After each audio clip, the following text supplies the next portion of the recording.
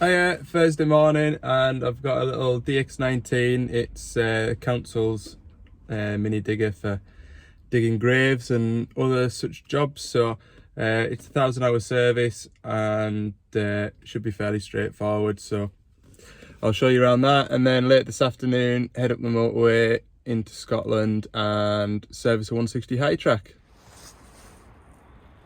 Right, here it is. Show you this. I don't see many of these, but this is a special bucket. You can see how shallow it is, and the idea is that it can sort of dig straight down like that to get nice square sides on the grave. So a bit grim maybe, but that's a special grave digging bucket. Anyway, I'll start it up, get it running, warm it through, and then change the oils.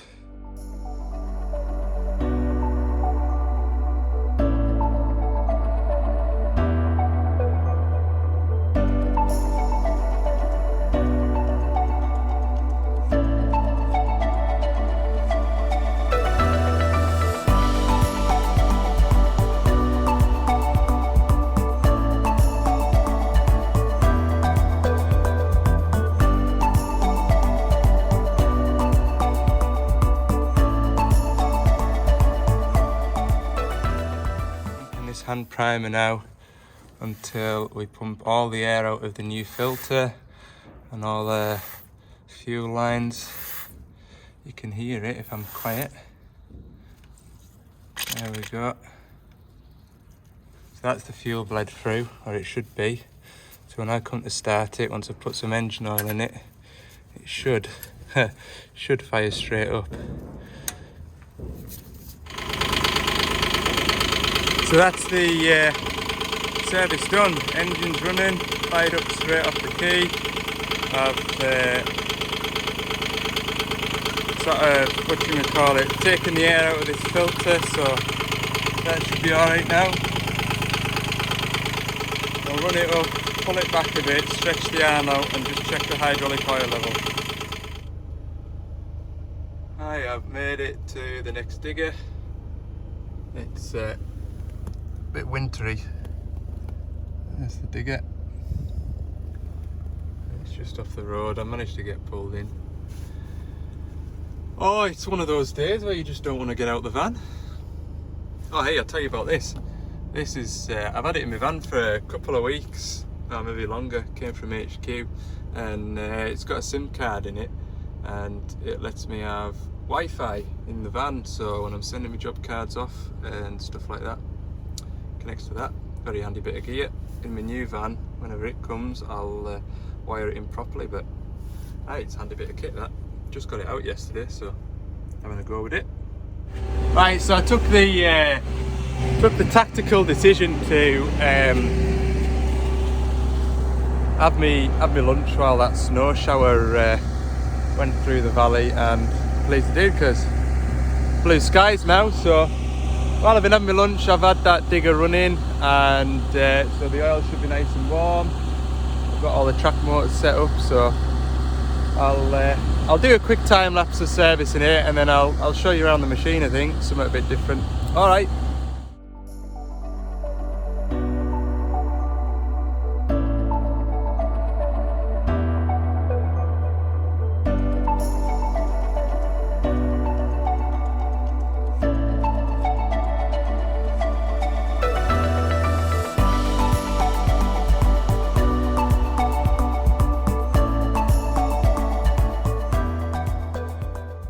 That's the machine serviced anyway. I've just got this cab filter to do, but I'm not going to get into the fella's cab with boots and boiler suit like that, so I'll chuck this lot off. Yeah, a bit clarty, in fact very clarty. It's like it's been paddled, this field, by sheep or something. Hell, it is just, you could just about break your ankle if you're not careful. Anyway, I'll change this filter and check the machine's all right. I'll try and give you the basic principles on how a digger works basically. So behind there you've got an engine. This machine here's got a 4-cylinder Perkins engine, and it's only about 115 horsepower. not massive horsepower to work these machines. So this is your hydraulic pump bay. Your hydraulic pump there, that is the front pump, which is attached to the engine. You've got a drive shaft through into the rear pump. So the front and the rear pumps are essentially identical, just other way around. These two pipes here, these two pipes here go off to feed your valve chest, which is through there, and I'll show you that in a minute. These pipes here, well, depends on your relief valve setting, but generally they operate at about 330 bar. That's sort of your general operating pressure. Then on the back of the rear pump, you've got the pilot pump. That's just a gear pump, fixed displacement.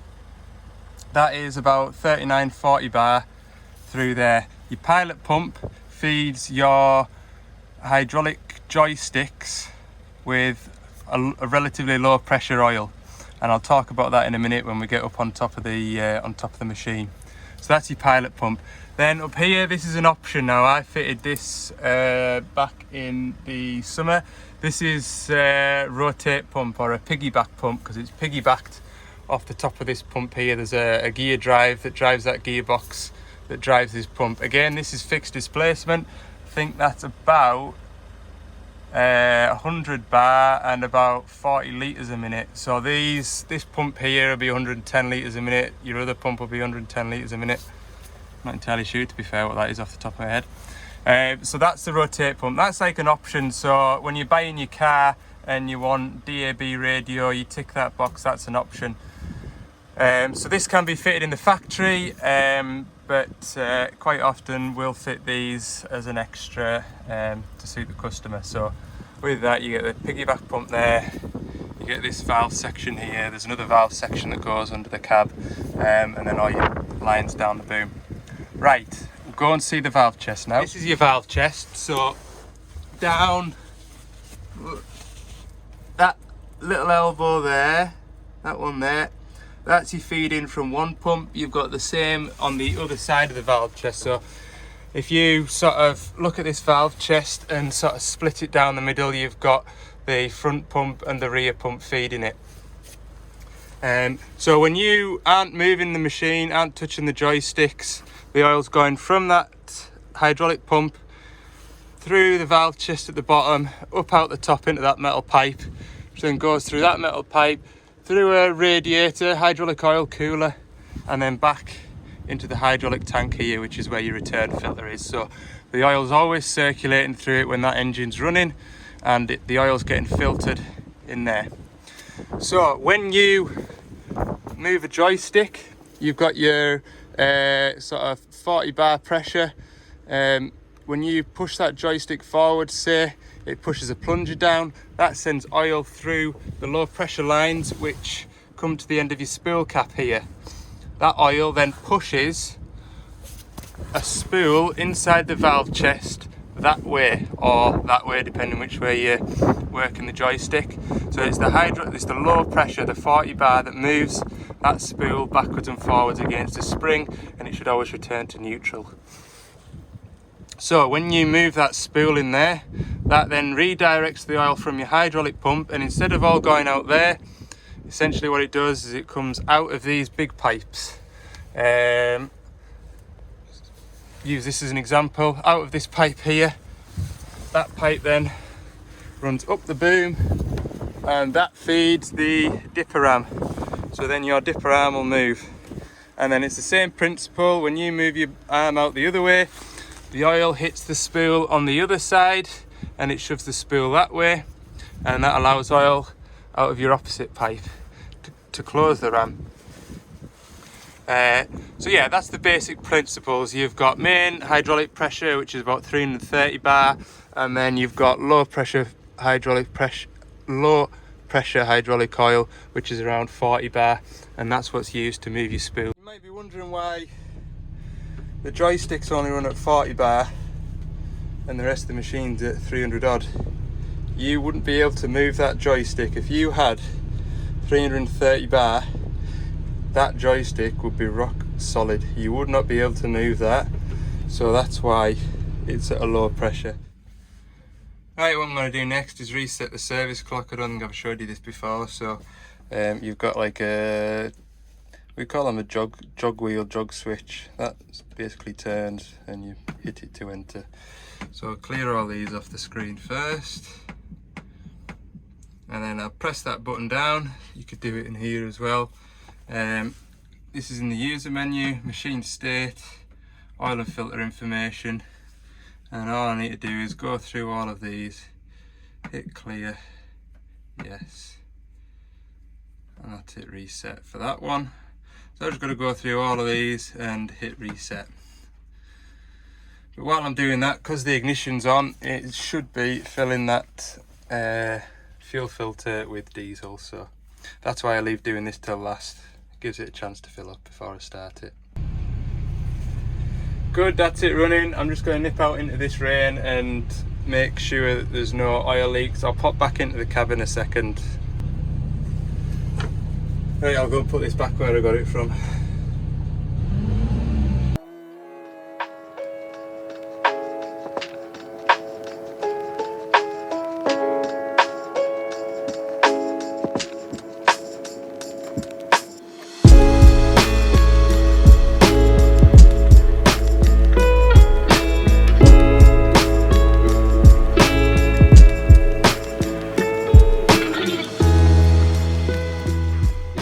Another quick one. So this is a 160 LC5, right? So this is what we call a 160 high track, right? So the difference is this bit here, and this is what makes it popular for the lads in the woods. It's that ground clearance there. So what we've got on top is a 14-ton top, so that's identical to a 140. No difference whatsoever. It's this bottom bit down here. You've got a heavy duty undercarriage, you've got a higher ground clearance, and you've got larger track motors, and you know, these metal spars welded into here, they're sort of reinforcing the track frame where the idler is, stop it from splaying out the way and that idler rocking backwards and forwards in the frame. You've also got two top rollers as well. So you've got a longer footprint, which makes them stable on steep ground, and popular with the lads doing all the forestry works. Things like this though, this is manufactured in-house, so we put these side rails on. Just when you're tracking, what can happen is if you track over a bit of tree or a bit of branch, it can flick up, and the idea is it hit the bump rails rather than the nice straight bodywork. Same with the likes of this plate in here, that stops protects the hydraulic pipe work that's down there, stops you getting smashed pipes. And we also put the lower glass protection on as well. And a couple more bits that's different to a standard machine that we do. This is 8mm plate, heavy duty plate. Standard, it's like a 3 or 4mm bit of tin plate, so heavier duty that, and then a heavy duty skid plate we call them, so that protects the turret under there. You've got all your pipe work that's going to your travel motors and things like that, so we fit those as well. So, I mean, some people have different ideas of what they do, and you know, there's one contractor that I know of, he's got these on as well as, you know, an extra door on the outside of his door to protect his door, and then other people have extra protection along the bottom of here, so they'll put like a rail basically from down there right the way across there, and that sort of, the idea of that's to, you know, reduce the chance of the track coming off. But what can happen then is the track comes off and they're a nightmare to get back on, so it's a one of them. Like, anyway, that's a 160 high track, so that's why they're so popular for the forests. All right.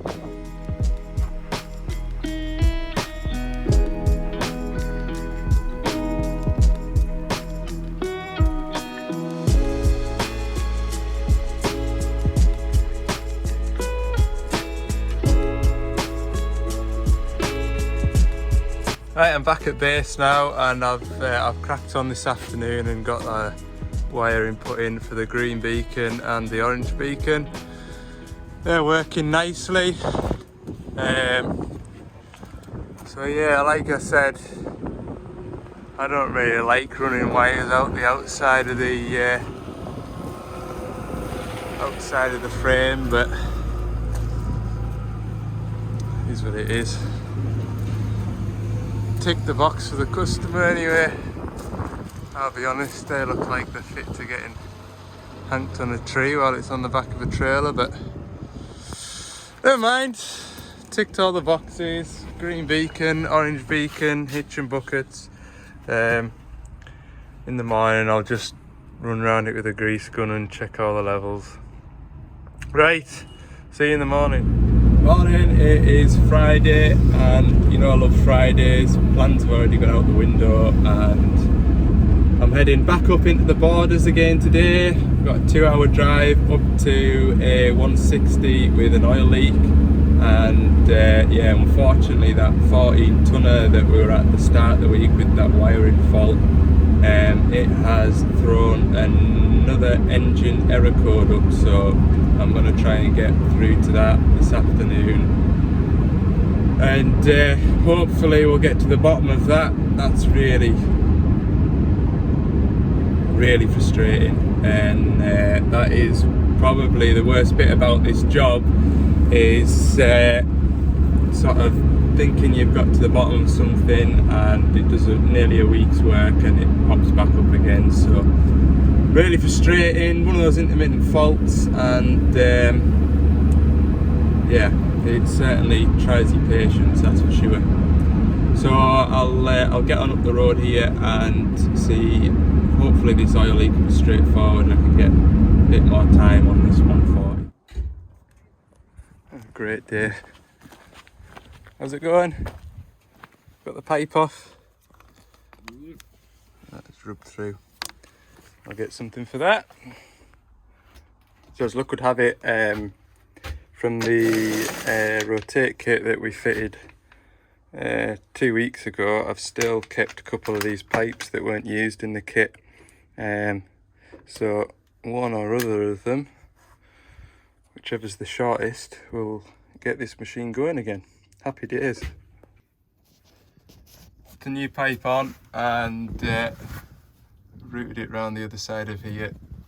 The pipe that it's rubbed against, which is this one here, there's a bit of a notch rubbed out of it, so as a precaution I've ordered a replacement one which we'll have in stock and sent to the customer, and he'll get that changed out when it's back in at the yard. So that's been a nice straightforward job. We'll go and have a look at this wiring fault now.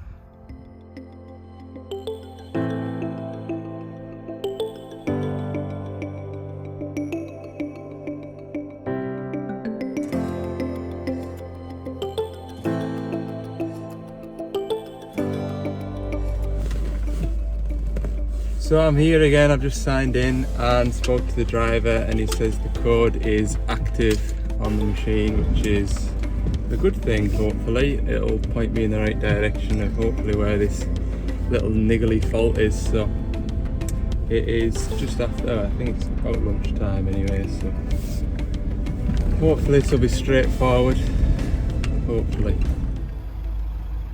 So with that engine warning light being on, I'm able now to go into the Diagnostic software and go to the system communication status, and literally seconds ago it's saying here the after treatment def tank quality sensor is unable to communicate with device 2. So device 1 is the ECU and device 2 is the after treatment sensor, after treatment def tank quality sensor.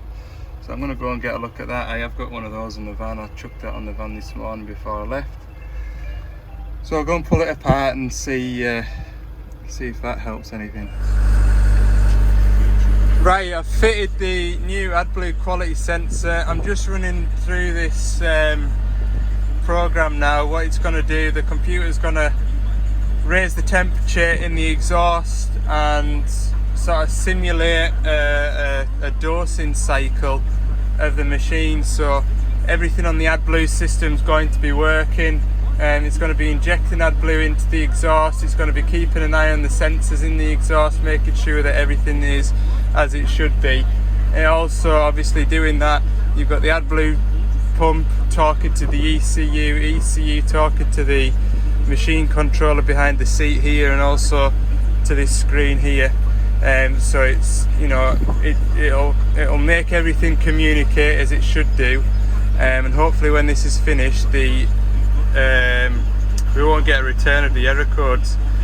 When I did fit the sensor and started the machine, the engine management light has disappeared, but that could also be because the ECUs have had time to power down, so they sort of reset themselves.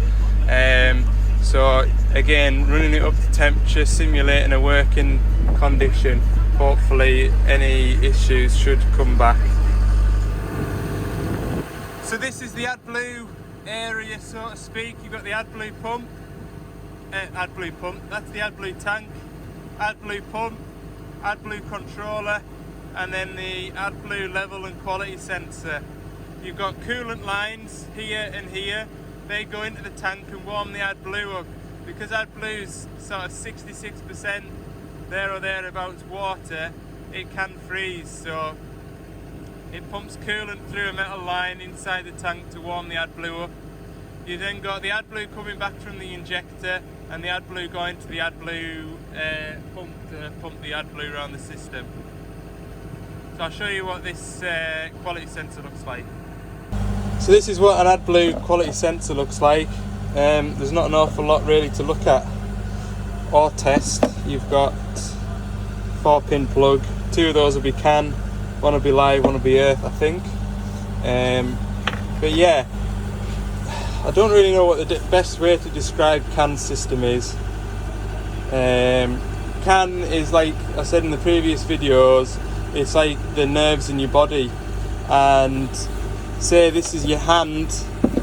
If your hand isn't communicating, but you're telling your hand to move, those messages are basically getting dead-ended here, so this isn't responding.